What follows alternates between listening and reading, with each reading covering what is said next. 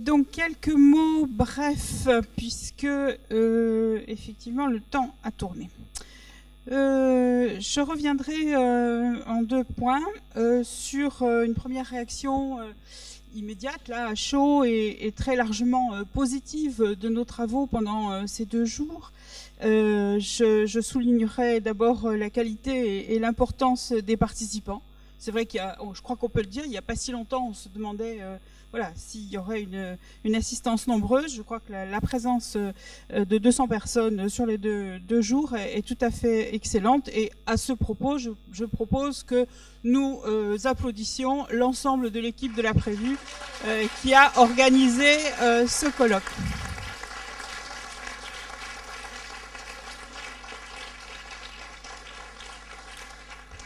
Alors, on a retrouvé avec bonheur l'esprit des journées qu'on avait lancées avec Denis aux ATP et puis ensuite à l'INHA, où il y avait de l'intergénérationnel. On se retrouvait entre promotions et c'était très très agréable.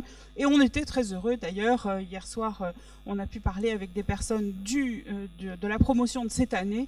Donc c'est vrai que cette continuité d'attente et de motivation pour la conservation préventive est tout à fait agréable à vivre et à partager.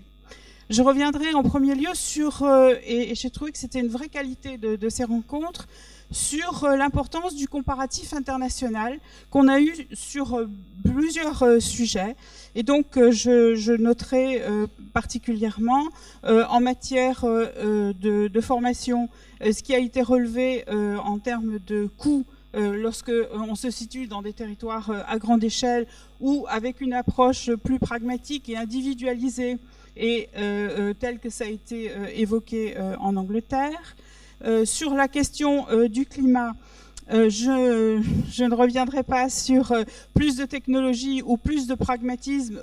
Une nouvelle fois, les Britanniques ont illustré magnifiquement combien, y compris le patrimoine, pouvait remplir un rôle tampon, indépendamment de la puissance d'inertie des bâtiments. Et en termes d'évaluation, ce matin, j'ai beaucoup apprécié aussi que ce comparatif aille jusqu'à interroger les questions interculturelles que pose forcément l'échelle internationale, c'est-à-dire comment on s'exprime, la question des glossaires, comment on se comprend, comment est-ce qu'en fait, même si on peut discuter de la manière dont on nomme les choses, ce qui est aussi très important, c'est la manière dont on les conçoit, y compris dans des environnements professionnels qui sont différents et donc qui influent directement sur la chose et a fortiori la compréhension ou l'interprétation ou le questionnement de la chose. Il était frappant aussi de voir combien les nouvelles possibilités qu'offre l'informatique, l'Internet, a fait évoluer les pratiques avec cette facilité aujourd'hui grandissante à appréhender les erreurs dans l'évaluation des collections.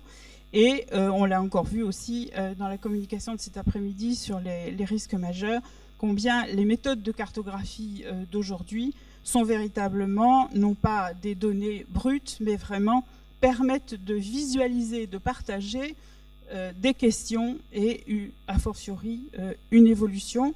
Cette idée d'ailleurs de données évolutives sur laquelle Éléonore est revenue aussi est tout à fait intéressante. C'est vrai que quand on a eu la chance, comme moi, à la fin, là maintenant, bientôt de ma carrière, j'ai vu évoluer cette notion de la conservation préventive.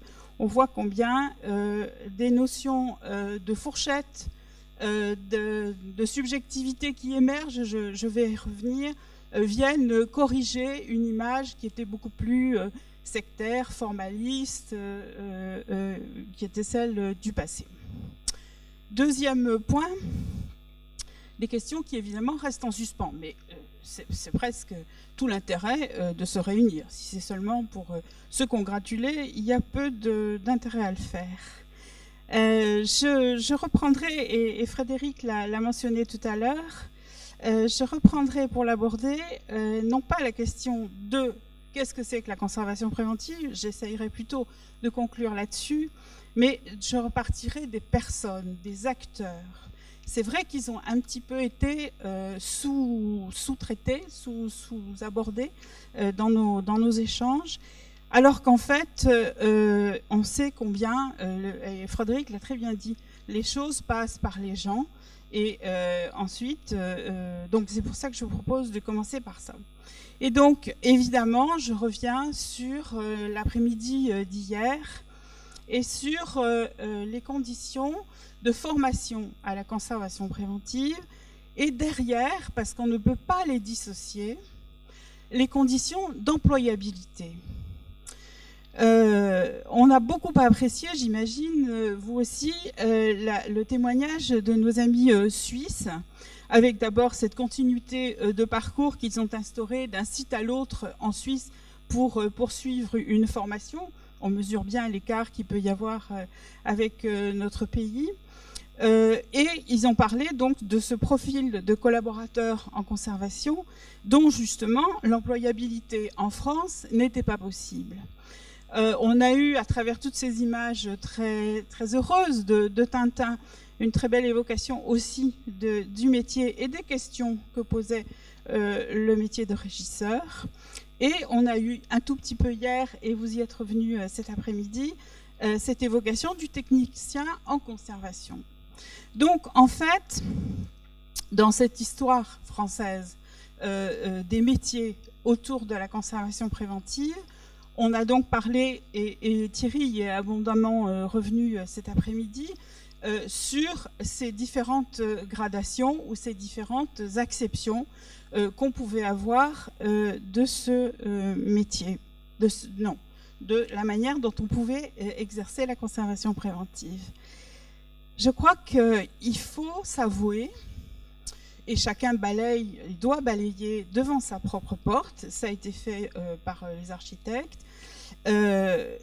nous avons, pour une part, des pesanteurs corporatistes. C'est-à-dire que chacun a un peu tendance à considérer que soit ces deux sont faits, soit ça ne l'est pas, ne veut pas le voir. Là, je parlerai par exemple pour les conservateurs. Certains considèrent que c'est une affaire technico-technique, on examine les listings, on les rend et on pense que le boulot est fait. C'est absolument pas, évidemment, comme ça qu'il faudrait fonctionner. Le déficit, les plus anciens parmi vous connaissent ma position sur la question. Le déficit de légitimité reconnu aux restaurateurs depuis des années en France, et Dieu sait qu'on a essayé de se battre, Dieu sait qu'on n'a pas abouti, donc je sais de quoi je parle, même si je ne suis pas restaurateur moi-même. C'est vrai que ça a créé une situation où, étant fragiles, ils n'ont pas propension à reconnaître l'autre. Et on pourrait multiplier comme ça les illustrations. Donc, de l'œuf ou de la poule, comment est-ce qu'on peut sortir par le haut de cette situation qui, il est vrai, est profondément regrettable? Je ne parle pas des pesanteurs institutionnelles, je pourrais en parler au titre d'une vie antérieure, mais c'est vrai que j'ai essayé de faire avancer les choses. Je crois que j'ai pu un tout petit peu, mais tout petit peu, peut-être faire avancer certaines choses, mais rien que reconnaître le terme de conservation-restauration avec un tiret entre les deux, c'est pas encore totalement, vous le savez, rentré dans certaines mœurs. Donc, je passe. Donc, comment est-ce qu'on peut faire? Tout d'abord, maintenir une formation de la conservation préventive qui est celle d'une pratique. Par rapport à la question qui a été posée hier, est-ce que c'est une discipline ou un métier? C'est définitivement une discipline, mais surtout une pratique. Et ça n'est pas une pratique académique. En disant ça, Thierry, je ne souhaite pas te heurter. La question est que l'ensemble de ceux qui sont concernés, c'est-à-dire tout le monde, par la conservation préventive, doivent en quelque sorte avoir voix au chapitre. Et donc, un enseignement de la conservation préventive, où qu'il soit aparien pour les conservateurs, pour je ne sais pas qui encore, pour des techniciens, il devra en fait à chaque fois prendre une orientation, une acception, un angle d'attaque différent en fonction du métier auquel sont destinées les personnes. Mais par contre, ce qu'il y a de sûr, c'est qu'il doit être partout et qu'il n'est l'exclusive de personne. Mais par contre, qu'il doit être totalement partagé. Donc une discipline, mais plutôt une praxis qui est pas académique, qui est inductive, c'est-à-dire qui part du terrain, qui ne part pas d'un concept, mais qui part du terrain et des réalités du terrain, et on applique des choses qu'on a apprises à ce terrain, mais on ne fait pas l'inverse. Et on est là, et Frédéric l'a rappelé, pour en fait, à l'occasion de cette merveille du master de conservation préventive, du DESS auparavant, et on l'espère demain de ce qui continue, d'un co-apprentissage. C'est vrai qu'au-delà de celui qui parle, d'abord il ne parle pas de manière doctorale, il parle sur un mode participatif, et ensuite c'est beaucoup entre nous que nous nous apprenions des choses. Donc partager des questionnements sur ce mode participatif, là, voilà, je l'ai dit, est un co-apprentissage entre les intervenants et le groupe, et entre les membres du groupe eux-mêmes. Ça, il faut absolument le poursuivre. Il faut absolument le poursuivre. Moi qui ai vu naître et grandir, en quelque sorte, cette conservation préventive qui a élargi son champ, qui a vraiment, à chaque fois, en quelque sorte, non pas progressé, c'est pas la notion que moi j'ai envie de faire valoir, mais qui a appréhendé de plus en plus, au-delà de la conservation, la question du patrimoine dans sa globalité. Ça, c'est quelque chose qu'il faut absolument poursuivre. Sur la question de l'employabilité, je ne vous fais pas le cours sur les difficultés françaises, la distinction du grade et de l'emploi, de ce qui est possible dans la fonction publique territoriale davantage que dans la fonction publique d'État. Ne jouons pas à un jeu qui malheureusement n'est pas le nôtre, mais ce qu'il y a de sûr, c'est que en lisant d'ailleurs, en relisant la thèse de Pierre Levaux qui a été publiée récemment, et en l'éditant à l'OCIM, je me suis rendu compte combien l'antinomie était ancienne entre conservateurs et restaurateurs. Je ne soupçonnais pas que c'était aussi ancien. Mais en fait, c'est à nous aussi de décider de faire une véritable remise en question, voire, je le disais à la charmante de Suisse, d'organiser la révolution. En effet, de nouveaux formats professionnels ne vont cesser d'apparaître, répondant mieux à des besoins anciens ou à des besoins émergents. Et il faut absolument que naissent de nouveaux modes de reconnaissance. Les solutions existent. Si on en a la volonté, on peut les mettre en œuvre. La question est de savoir si la volonté existe de le faire. Il faudra, encore une fois, que chacun accepte peut-être, comme dans tout compromis, de laisser un petit bout de son machin, de son petit territoire. Mais au-delà de ça, la suprastructure qui nous gouverne, elle a la possibilité de changer les choses. Par contre, c'est vrai, c'est difficile, ça va se heurter à beaucoup d'obstacles, mais c'est faisable. Dans cette dernière partie sur les questions qui se posent, la question est donc de savoir quelle vision on veut partager ensemble dans cette communauté que je viens de pratique, que je viens d'évoquer. Cette conservation préventive, et moi j'en ai un petit peu souffert, ce serait trop dire, mais j'ai trouvé qu'on en donnait pendant ces 2 jours une vision un petit peu trop technico-technique. Il m'a manqué le questionnement sur la légitimité patrimoniale, c'est pour ça que j'ai fait cette intervention ce matin. J'en ai un peu parlé avec Gaëlle, je ne crois pas, à l'âge que j'ai là maintenant, je ne crois pas à l'objectivité, ça n'existe pas. Des chiffres, oui, bien sûr, on ne va pas faire du faux, mais ensuite, sur la question essentielle, c'est-à-dire, est-ce qu'on prend ce stylo ou pas, et quelle est la valeur qu'il a patrimoniale, non pas marchande, ça n'est pas notre problème. mais quelle est sa valeur patrimoniale? Et en fonction de sa valeur patrimoniale, calculer du coup s'il est dégradé, si machin, si tout ça, ça doit venir le plus à l'amont possible. Sinon, on fait perdre du temps aux gens qui font les calculs. Donc, comment est-ce qu'on intègre cette part de subjectivité qu'il faut assumer? C'est difficile, hein, mais qu'il faut absolument assumer. Ça, je crois qu'il faut vraiment... C'est un vrai projet, ça, pour l'avenir. On n'a pas parlé non plus suffisamment de stratégie, de l'inscription de tout ça dans un projet scientifique et culturel. Bon, par contre, on voit bien qu'aujourd'hui, on est dans une vision globale des collections, ça c'est déjà bien. On n'est pas encore tout à fait à une vision globale du patrimoine. Patrimoine étant bien sûr entendu naturel, puisque de toute façon ça n'existe pas, le patrimoine naturel, tout est culturel, donc il n'y a pas d'exclusion. Et quand je dis ça, je dis que je parle d'un patrimoine qui non seulement prend la nature, ou ce qu'il en reste, mais aussi tout le monde, c'est-à-dire même pas seulement ceux qu'on appelle les publics dans un geste de désignation, mais en fait l'ensemble des acteurs, des citoyens, de la société, de qui vous voulez.